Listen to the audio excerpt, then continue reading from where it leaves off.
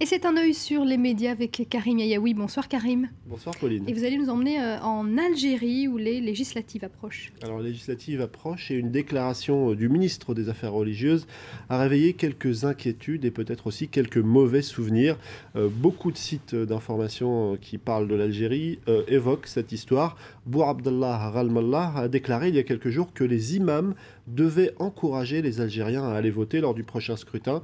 La mosquée, dit-il, en tant qu'institution religieuse, a la tâche de mobiliser le citoyen pour l'accomplissement de son devoir, notamment l'acte de voter. Alors c'est vrai que le gouvernement algérien s'inquiète beaucoup d'une abstention qui pourrait être très importante. C'est vrai, beaucoup de médias comme l'Expression rappellent que les Algériens n'ont pas franchement la tête à aller voter à cause des problèmes habituels sur la cherté de la vie, des difficultés du quotidien, la bureaucratie qui éloigne, explique l'Expression, les Algériens de la fièvre électorale qui par contre touche les états-majors des partis. Alors on appelle au secours les imams, mais beaucoup se souviennent que dans les années 90, les mosquées étaient devenues les tribunes de certains partis politiques, des islamistes, avec les conséquences que l'on sait. Mais justement, Karim, est-ce qu'il n'y a pas un danger à inviter le politique à la mosquée? Alors ce danger, c'est le journal Al Watan qui l'évoque. Il dit que ça peut être éventuellement un danger, même si les choses sont très différentes de ce qu'elles ont été dans les années 90.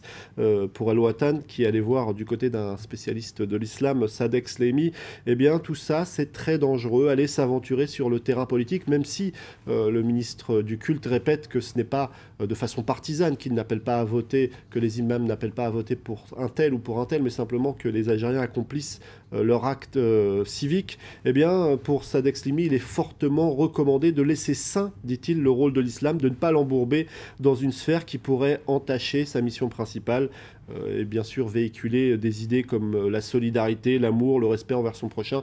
On en est bien loin, on part du côté du politique et c'est toujours dangereux de mélanger islam et politique. On passe à la campagne française, mais vu de l'étranger, certains ne sont pas tendres avec Nicolas Sarkozy. Alors le Wall Street Journal en particulier, qui est largement repris par les médias français, notamment par le site de Slate, eh bien le Wall Street Journal appelle Nicolas Sarkozy Nicolas Le Pen, même si le nom des Le Pen aux États-Unis n'est pas forcément très connu. Du côté du Wall Street Journal, qu'on ne peut pas franchement accuser d'être à gauche, il appartient à Rupert Murdoch, on tacle Nicolas Sarkozy, qui n'est plus Sarkozy l'américain, à cause de ses attaques sur l'immigration, de son cynisme sur ce dossier. On explique du côté du journal américain que tout ceci n'est qu'un prétexte pour aviver l'anxiété française. Clairement, on attaque de façon assez virulente le président français. Et puis en Europe, ce ne sont pas forcément les médias qui sont les plus virulents, mais certains parlementaires européens. En particulier l'un d'entre eux, Guy Verhofstadt, le chef de file des libéraux au Parlement européen. On va l'écouter, c'est particulièrement virulent, plus même que le Wall Street Journal. Écoutez. Dire que la moitié des immigrés doivent quitter la France, comme le président M. Sarkozy l'a dit. Au même moment, s'attaquer aux autres partenaires en ce qui concerne Schengen. Moi, je me demande qui est en fait le candidat de l'extrême droite. Est-ce que c'est Le Pen ou est-ce que c'est Sarkozy? Moi, je me le demande. Quand je vois l'évolution de cette campagne électorale, on n'a jamais vu ça.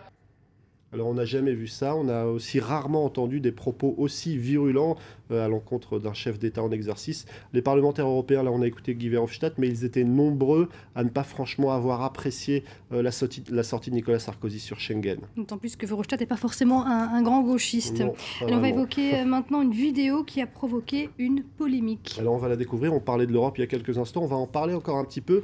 Regardez ces images, c'est un spot publicitaire diffusé par la Commission européenne il y a quelques jours. Il a été retiré face au tollé qu'il a provoqué. En fait, c'est un pastiche du film Kill Bill de Tarantino. On a la gentille jeune femme qui représente l'Europe. Elle est attaquée de toutes parts par un chinois aux yeux bridés, spécialiste des arts martiaux, par un sarrasin avec un sabre. Et puis on va découvrir un noir musclé, adepte de la capoeira. Alors évidemment, ils vont tous se prendre une raclée monumentale, puisque cette jeune femme va devenir 27 jeunes femmes qui symbolisent évidemment les pays d'Europe. Mais là, où il y a un problème, c'est que cette vidéo véhicule, selon certains, ils sont nombreux sur Internet, certaines idées racistes et certains clichés. On reconnaît le danger que peuvent symboliser les pays émergents. On parlait de la capoeira, c'est sans doute le Brésil, la Chine, mais aussi le monde arabe qui menace aux frontières. Alors du côté de l'Union européenne, on a retiré ce spot publicitaire, mais qui a fait couler beaucoup d'encre sur les réseaux sociaux, notamment sur Twitter, mais aussi dans les médias français et européens. Merci beaucoup Karim. Et oui, c'était un œil sur les médias. Il est 22h27 à Paris. Restez avec nous. Dans quelques minutes, je vous retrouve pour un nouveau journal sur France 24.